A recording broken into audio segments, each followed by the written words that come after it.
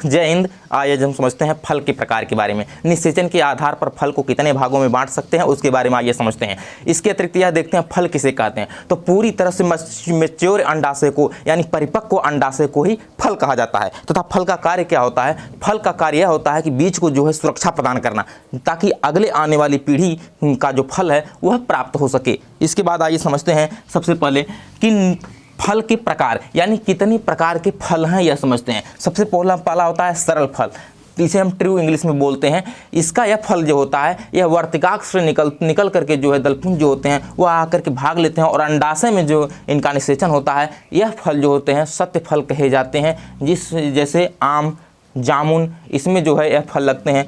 दुनिया में देखा जाए तो 90% यही फल होते हैं जिन्हें हम सत्य फल के नाम से जानते हैं। इसके बाद यदि असत्य फल की बात करें तो इंग्लिश में कहते हैं फ्लैश, और इनका जो निषेचन होता है यह जो है दलपुंज जब आते हैं तो वर्तिकाग्र से होते हुए उसके बाद ये अब आते हैं अंडाशय में। अंडाशय में भी न होकर निषेचन इनका उसके नीचे आते हैं और आते हैं पुष्पासन में, एकदम लास्ट में आते हैं पुष्पासन में। पुष्पासन में इनका निषेचन होता है और हम इन्हें कहते हैं जैसे असत्य फल, और इन्हें हम झूठा फल के नाम से भी जानते हैं। इन्हें कूट फल के नाम से भी जाना जाता है। यह कहते हैं असत्य फल, इंग्लिश में फ्लैश के नाम से जानते हैं। जैसे सेव वगैरह में, सेव में देखेंगे आपने तो इनका जो निषेचन होता है यह जो है पुष्पासन में होता है यानी अंडाशय के नीचे होता है। इसके बाद देखते हैं तीसरा अनिषेच फल। अनिषेच फल क्या होता है? अनिषेच फल यह होता है कि यह जैसे आप फूल, जब किसी भी फूल को जब उल्टा करेंगे आप तो उनका जो होता है अंडाशय जो होता है जैसे ओवरी भाग जो होता है बाहरी का वह वर्तिकाग्र में यानी वर्तिकाग्र में ऊपर चला आता है। तो जैसे ही दलपुंज ऊपर से आते हैं तो ऊपर ही इनका निषेचन हो जाता है। जैसे यह लगता है कि निषेचन इनका हुआ ही नहीं किसी से अंडाशय में पुष्पासन में,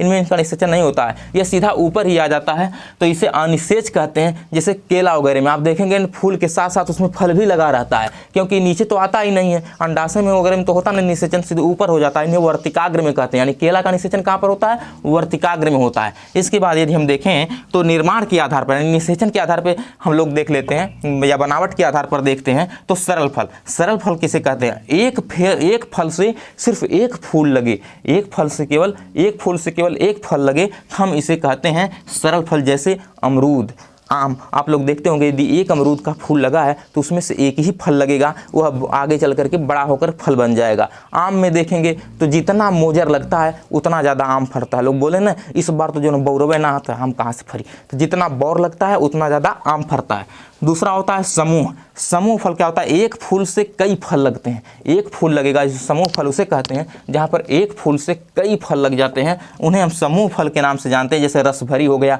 मदार हो गया या फिर स्ट्रॉबेरी वगैरह हो गया। इसके बाद देखते हैं संग्रथिक फल। संग्रथिक फल क्या होते हैं? फल के निर्माण के अंडाशय के साथ साथ दलपुंज भी भाग लेते हैं। फल के निर्माण में अंडाशय के साथ साथ दलपुंज भी जब भाग ले लेते हैं तब हम इन्हें संग्रथिक फल कहते हैं। जब फल के निर्माण के साथ साथ अंडाशय के साथ साथ दलपुंज जब भाग लेते हैं तो उसका जो ओवरी होता है बाहरी भाग जो होता है वह भी फल के रूप में परिवर्तित हो जाता है, उसी रूप में बदल जाता है। तो इसका जो बाहरी भाग होता है वह बहुत मोटा हो जाता है। जैसे कटहल हो गया, कटहल में देखेंगे आप तो कटहल का जो बाहरी भाग होता है वह बहुत मोटा हो जाता है। इसके अतिरिक्त अनानास का देखेंगे तो अनानास का जो बाहरी भाग होता है वह भी बहुत मोटा हो जाता है। इसके बाद देखते हैं जो किसी भी फल का जो वाह भाग होता है जिसे हम फल वृत्ति के नाम से जानते हैं।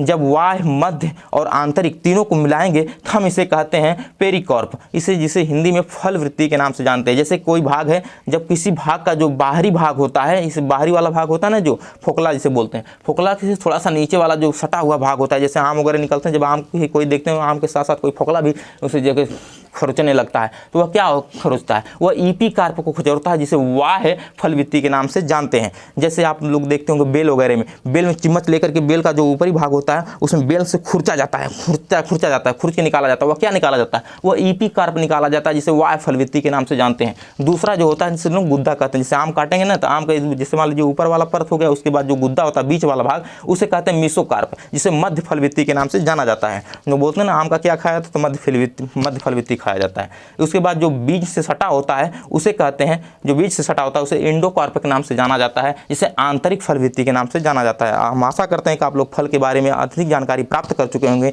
एग्जाम पॉइंट से रिलेटेड। मिलते हैं अगली वीडियो में, तब तक के लिए धन्यवाद।